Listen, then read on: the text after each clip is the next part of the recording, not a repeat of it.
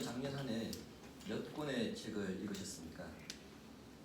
2021년 통계청에서 2019년 우리나라 독서 인구 비중 통계를 냈는데 50.4%였고요.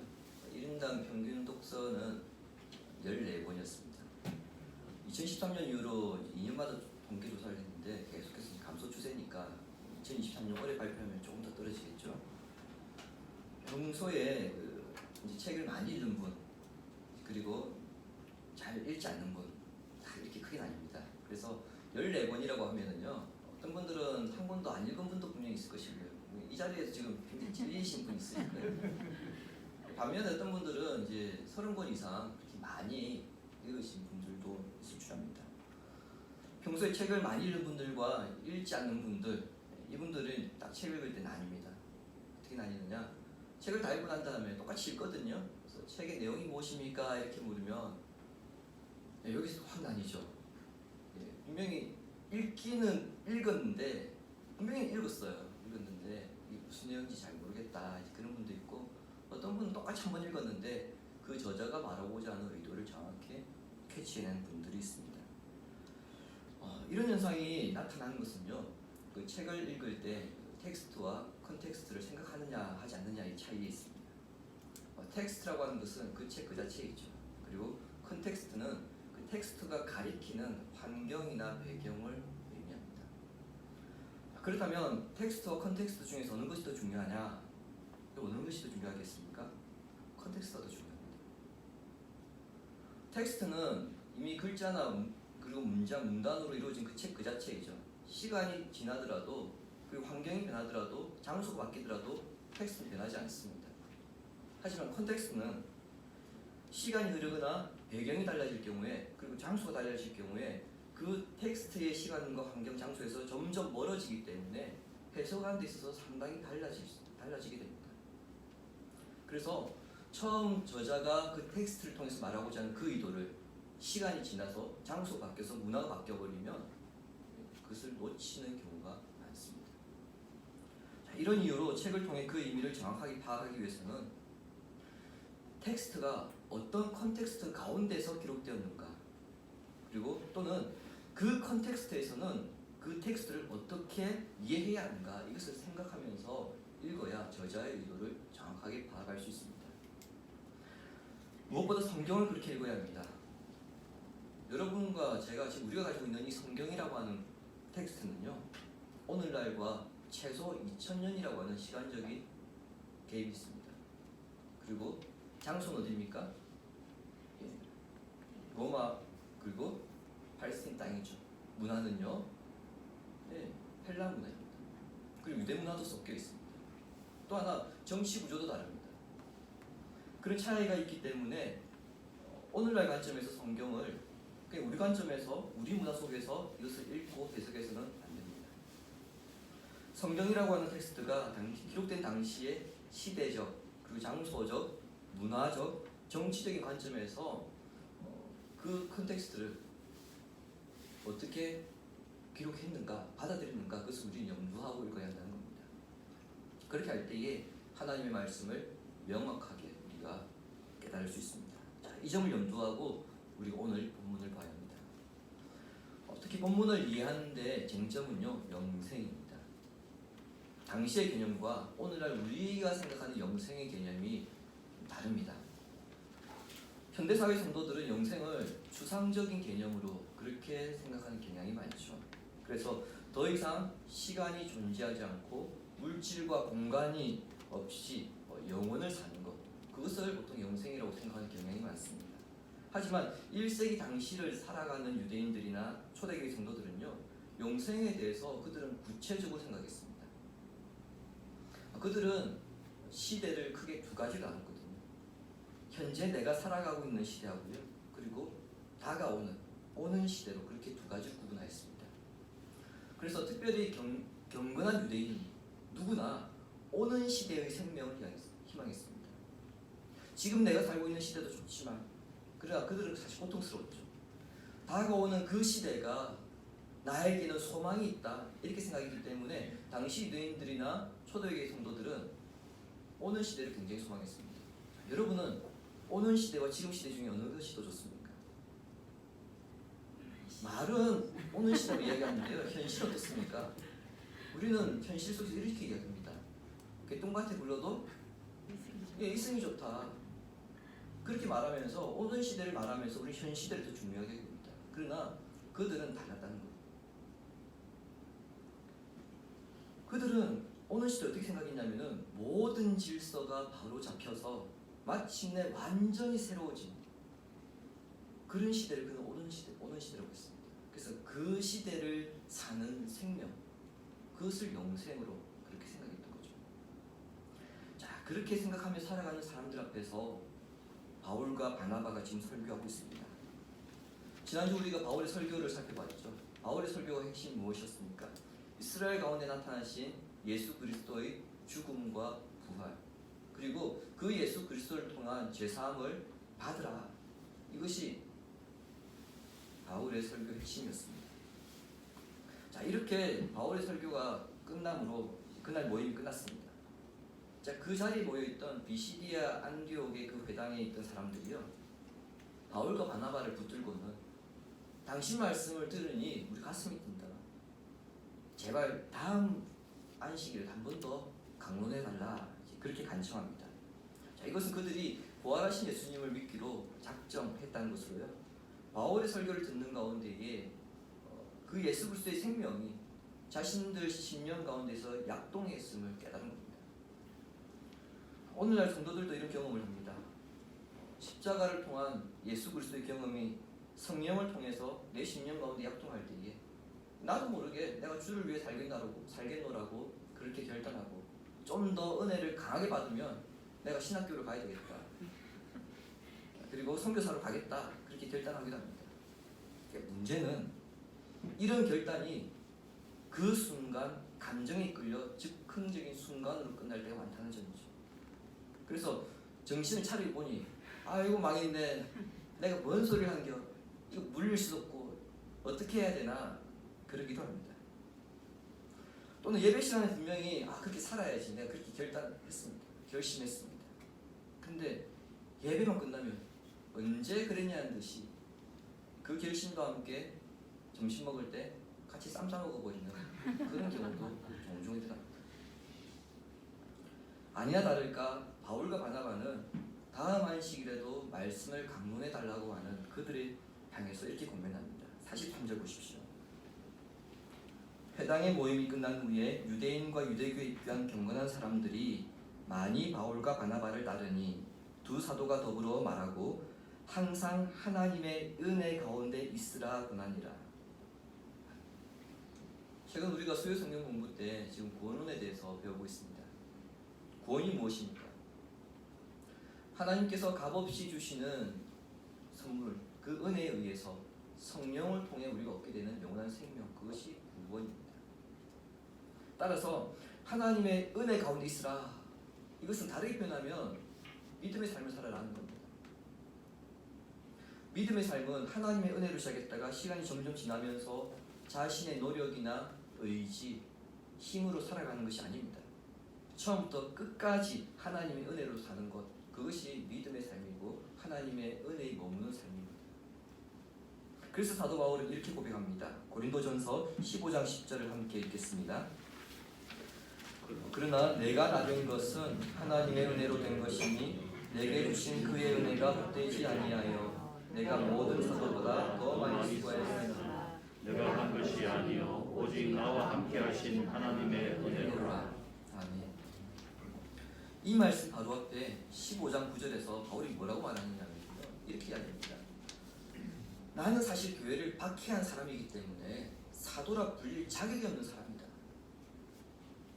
그럼에도 불구하고 10절에서는 내가 사도가 된 것은 하나님 은혜 때문이라는 겁니다. 내 힘으로가 아니라 하나님의 은혜가 나를 그렇게 사역하도록, 내가 사도로 사역을 하도록 만들었습니다. 이 고백입니다. 그 은혜가 나로 하여금 다른 사도들보다 더 많이 애쓰게 했고 수고하게 했습니다. 이 고백입니다. 그러므로 하나님 은혜 안에 머물러 있으라. 이 권면은 우리의 힘으로 사는 것이 아니고 우리가 하나님 안에 머물므로 말미암아 하나님께서 우리에게 주신 힘과 생각과 의지로 살아가야 한다. 이 뜻이고요. 이렇게 말한 사도 바울의 고백이 대단히 중요합니다. 지금 오늘 본문에 이 일이 일어나고 있는 것은 비시디아 안디옥입니다. 비시디아 안디옥이라는 도시죠. 근데 이 비시디아 안디옥이 갈라디아 지방에 있습니다. 훗날 바울은 갈라디아 지역에 있는 교회들에게 편지를 보냅니다. 그것이 갈라디아서거든요. 바울이 갈라디아 교회들에게 편지를 쓰는 이유는 뭐냐면은 그들이 하나님의 은혜로 말미암아 예수 그리스도의 부활을 믿게 되었지만 시간이 흐를수록 자신들이 지켜왔던 율법과 전통을 중요시 여기는 삶으로 되돌아가 버리게 됩니다.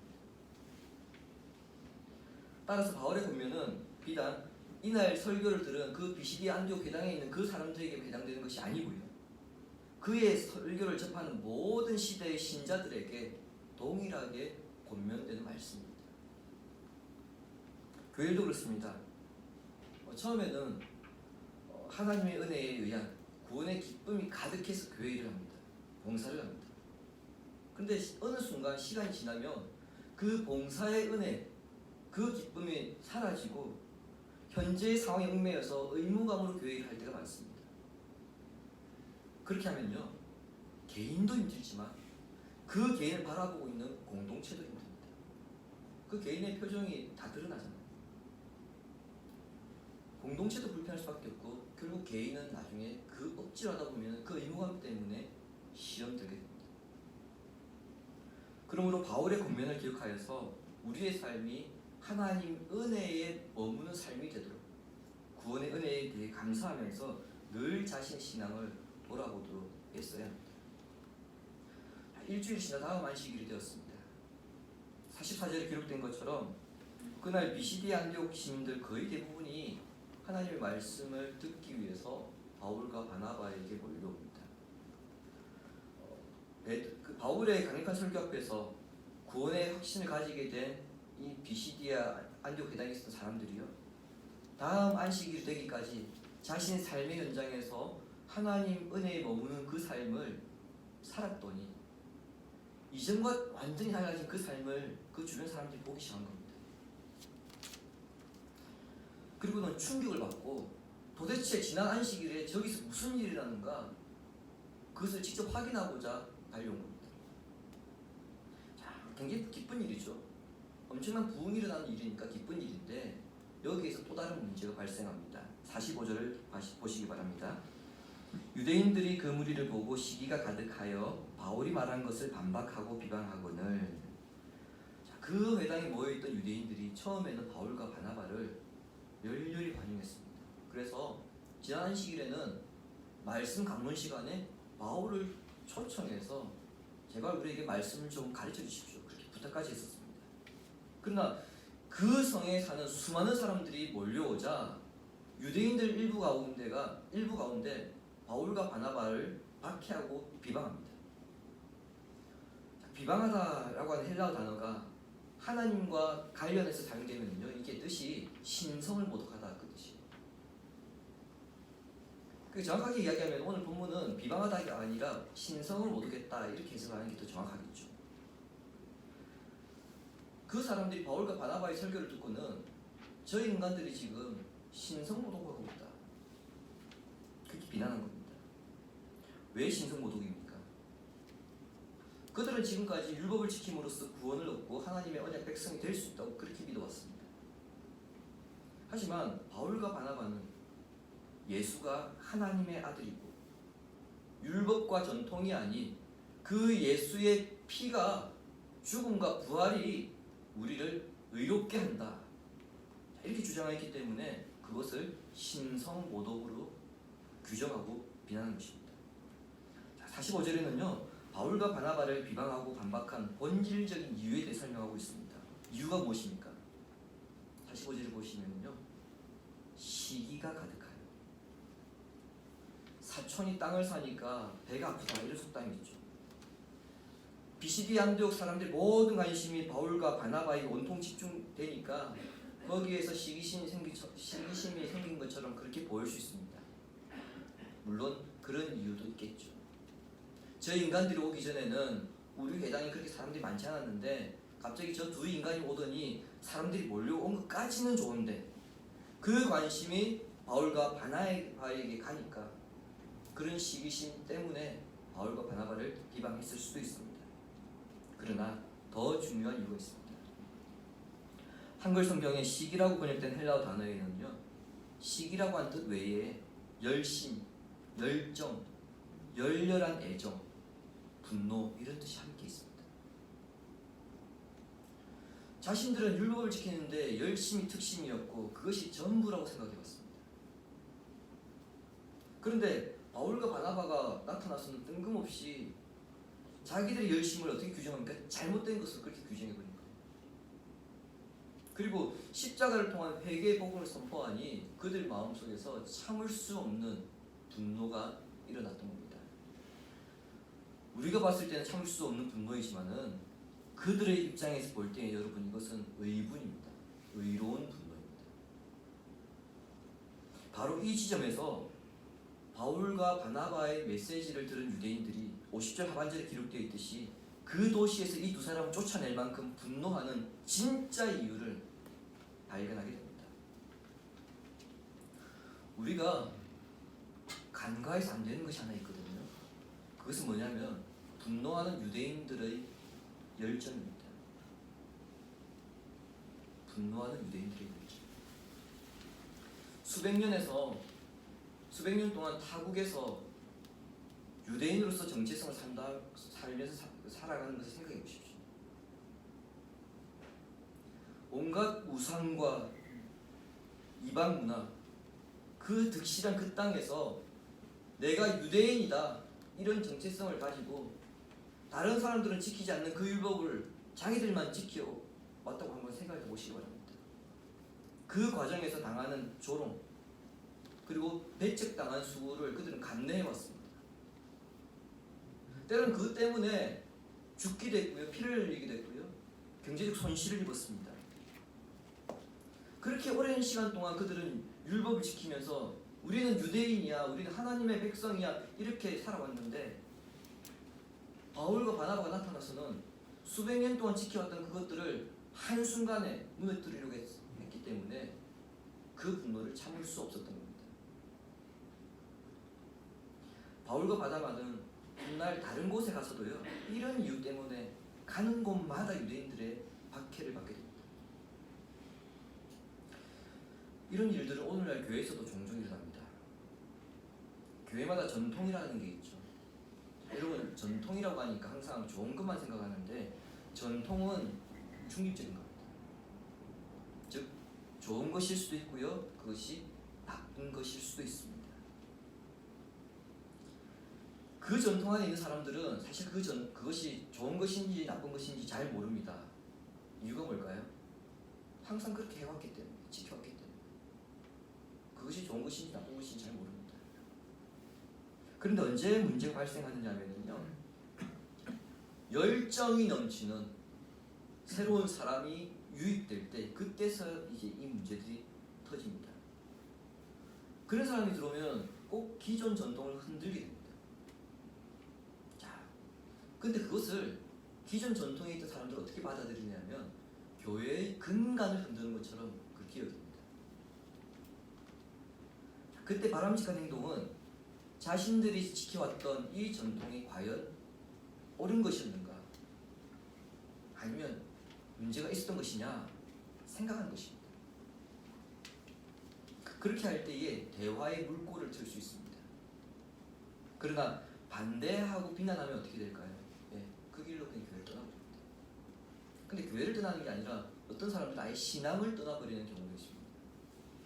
한 영혼을 전도하지 못하는 한국에 오히려 한 영혼을 복음의 문을 완전히 막아버리는 그런 결과를 초래한다는 겁니다. 따라서 그 교회를 오래 지킨 사람들은 이것 아니면 안 돼, 이런 생각을 내려놓아야 되고요, 아닐 수도 있겠다, 그렇게 한번 좀 생각을 달리해야 합니다. 반대로 새로 들어온 사람은 바울과 바나바처럼 정말 진리의 문제가 아니라고 한다면 기존의 전통을 무조건 잘못된 것으로 그렇게 규정하지 말고 서로 맞춰갈 수 있도록 그렇게 노력을 해야 합니다. 그렇게 해나갈 때 균형 잡힌 아름다운 공동체가 될 수 있습니다. 본문에서 우리가 주목해야 하는 한 가지가 있습니다. 그것은 바울과 바나바의 설교를 듣고는 이를 악물고 득달같이 달려들었던 유대인들과 그 메시지를 받아들이고 예수 그리스도를 믿기로 작정했던 사람들이 지금 공존해 있다는 점입니다. 48절을 함께 읽겠습니다.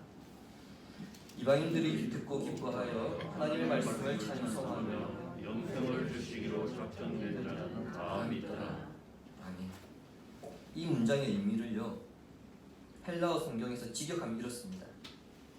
이방인들이 듣고 기뻐하며 주의 말씀을 찬양하였고 영원한 생명으로 지정된 사람들은 누구든지 믿었다. 작정되다 이렇게 번역된 원뜻은 정하다, 지정하다, 할당하다, 배분하다 이렇습니다. 이 동사는 한글 성경에서는 발견할 수 없지만 현재 완료 수동태로 그렇게 기록되어 있습니다. 영원한 생명이란 다른 표현으로는 구원입니다.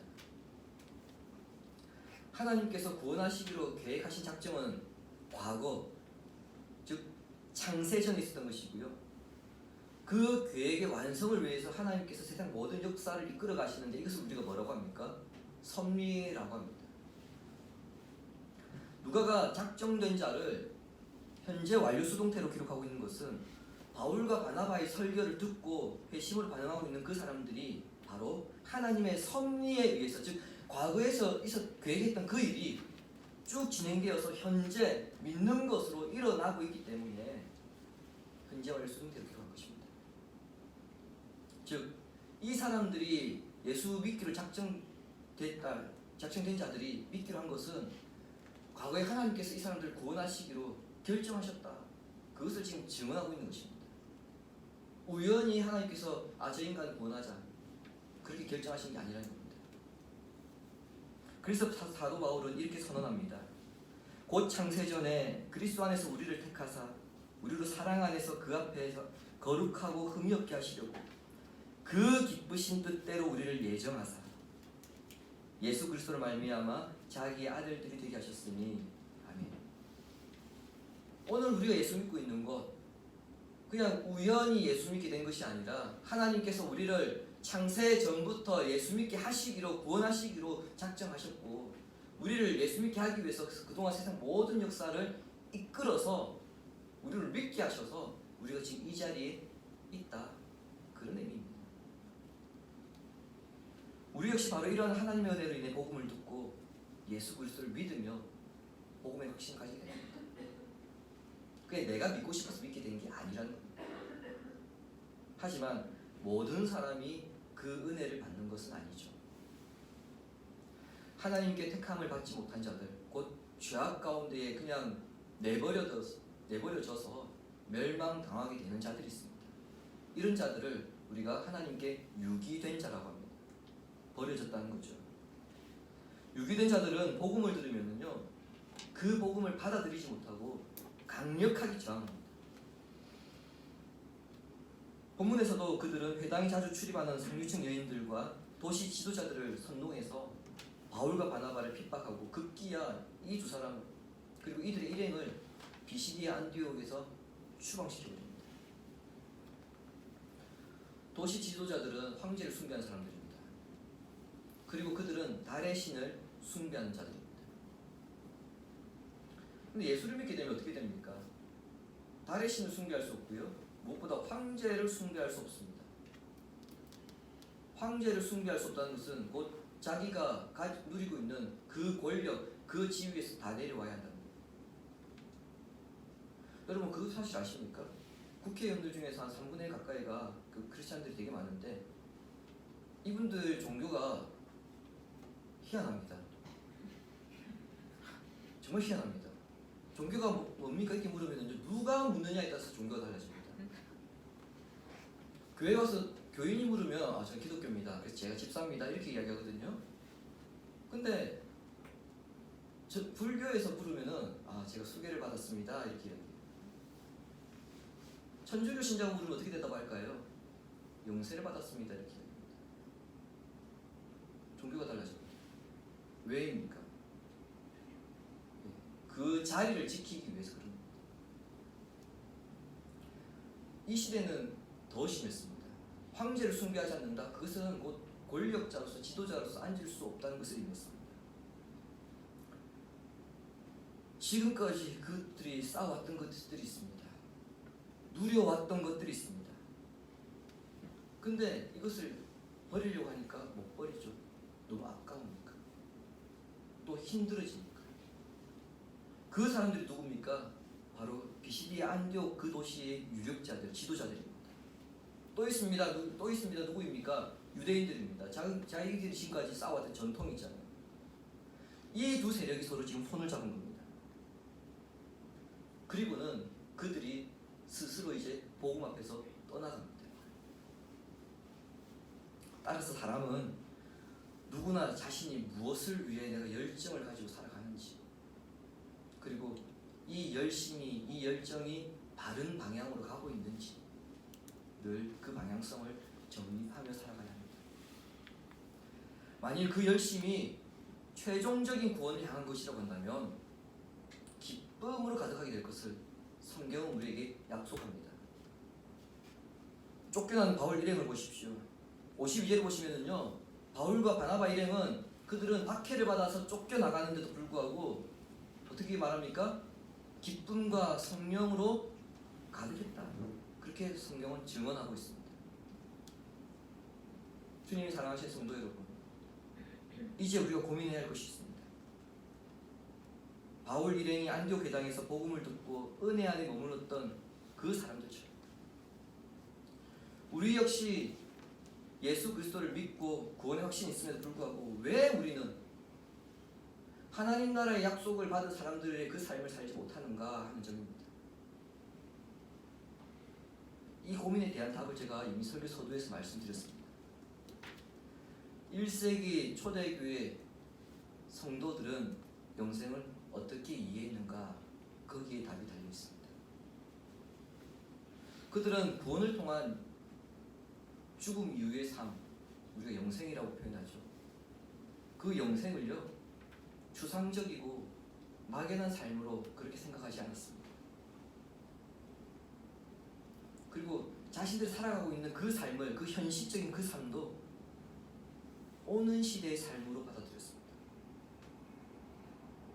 오는 시대는 예수 그리스도께서 이 땅에 오심으로 시작되었고요. 그리고 하나님이 예수님에게 부활의 날에 하신 일, 즉 육체의 부활에 일으키신 일을 하실 때 했던 그 일을 장차 우리에게 행하실 때 그 나라는 완성될 것입니다. 자, 그러니까 초대교회 성도들은 어떻게 생각했느냐? 우리는 이미 오는 시대를 살고 있구나. 그리고 이 시대는 나중에 최종적으로 완성될 것이구나.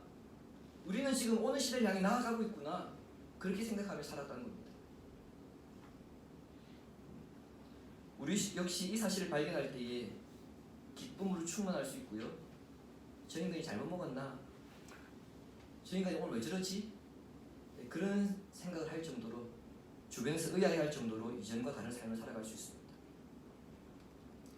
구원은 죽음 이후의 막연한 삶이 아닙니다. 구원은 지금 우리가 현재 누리고 있는 것이고요, 최종적인 완성을 향해 나아가고 있는 것입니다. 구원을 죽음 이후의 막연한 삶으로 그렇게 생각하면은 현실 삶과 분리가 되어버리는 그런 상황이 발생합니다. 그래서 한국교회가 이원화된 모습을 보이고 있는 것이죠. 새로운 시대가 시작되었으면 그 시대가 추구하는 것이 무엇이고 무엇을 요구하는지 알아야 되고요, 그에 걸맞는 삶을 살아야 됩니다. 구원받은 사람이라고 한다면 우리가 이미 오는 시대, 하나님께서 시작하신 그 나라가 우리 가운데 임했음을 믿고 우리가 그 안에 살고 있구나, 그것을 확인하고 그렇다고 한다면 그 나라가 요구하는 것은 무엇인가? 그 나라의 방향성은 무엇인가? 그 나라에서 합당한 삶은 무엇인가? 그것을 생각하며 실행하며 살아가는 삶입니다.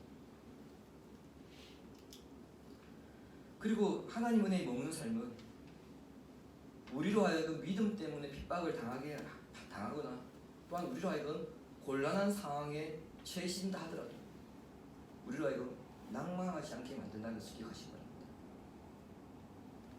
그리고 또한 하나님께 섭섭한 마음을 갖지 않게 만듭니다. 하는 일마다 잘 안 될 수 있습니다. 그럴지라도 믿음의 길을 포기하지 않게 만듭니다. 오히려 하나님의 도에, 즉 하나님 말씀, 그 진리에 신념을 갖게 만들고요. 그리고 기쁨과 성령의 충만한 삶을 살아가게 만듭니다. 그러므로 예수 그리스도를 통해 이제 우리가 오는 시대에 그 새로운 생명을 우리가 소유하고 있다고 한다면, 아하, 내가 이제 하나님의 백성으로서 그 통치 아래 살고 있구나. 그럼 그 나라가 요구하는 것이 무엇인가? 그 나라에 합당한 삶은 무엇인가? 그것을 생각하며 살아가야 될 것입니다. 오늘도 내가 하나님 은혜 안에 머물러야지.